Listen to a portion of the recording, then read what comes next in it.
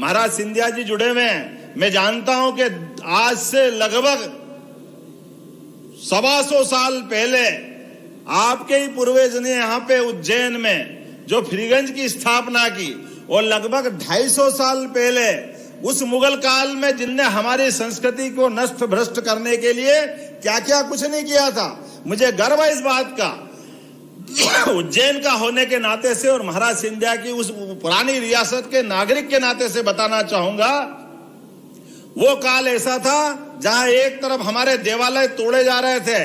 दूसरी तरफ महाराज सिंधिया ने यहाँ महाजी जी के समय, महाराज राणोजी के समय स्कंद पुराण के अवंती खंड में जो जो देवस्थान जहां जहां थे,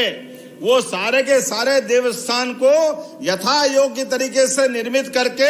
उज्जैन की एक नई कीर्ति, नया रूप लाने का प्रयास किया है। हम सब धन्यवाद देते उस नाते से कि जहां मंदिर तोड़े जा रहे थे, वहां उसी काल में जवाब दिया गया कि महाकाल का मंदिर 250 साल पहले इतना विशालतम मंदिर बनाकर जो दिया, जो आज भी दुनिया में एक अद्भुत अलग अपने अलौकिक छटा बिखेरता है। मुझे इस बात की प्रसन्नता है, काल के प्रवाह में केवल वो ही नहीं किया, बाद के समय में ऐसी झेड हमको मालूम, फ्रीगंज जो बना है, उस फ्रीगंज के आधार पर जो व्यापार व्यवसाय बढ़ाने के लिए ये जो कॉटन मिल की बड़ी उस समय इंडस्ट्रियां लगी थी, उस इंडस्ट्रियों के आधार पर जो उज्जैन से व्यापार व्यवसाय बढ़ा था, ये जो बड़ा होने में बड़ा योगदान सबसे पहले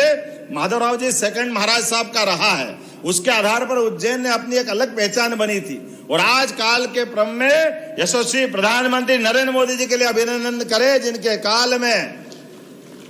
और सिंधिया जी को भी धन्यवाद दें। हम सब जानते ग्वालियर से हमारा रिश्ता खास है, इसलिए ग्वालियर में भी उनने ऑटोमोबाइल सेक्टर में छूट दिलवाई थी। माधवराव जी महाराज साहब ने,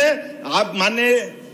कैलाशवासी माधवराव जी साहब ने इस बात को लड़ करके कि मेला तो 1906 में शुरू हुआ था ग्वालियर में, लेकिन मेले की संस्कृति शुरुआत में हुई थी पशु मेले से, लेकिन उस मेले को दुनिया में अलग रूप में स्थापित किया। जो अभी आपने कहा कि 2000 करोड़ का ऑटोमोबाइल का व्यापार व्यवसाय हुआ, तो उसी प्रकार से बढ़ते बढ़ते अब हमारे उज्जैन में भी वो मौका आया है, जिस आधार पर हमको गाड़ी घोड़े अगर खरीदना है तो 1-2 लाख की छूट तो वैसे ही मिलेगी, लेकिन व्यापार व्यवसाय के माध्यम से ये उज्जैन की एक नई दिशा खुलेगी। मैं धन्यवाद देना चाहूंगा माननीय सिंधिया जी को, जिनने आज समय निकाला।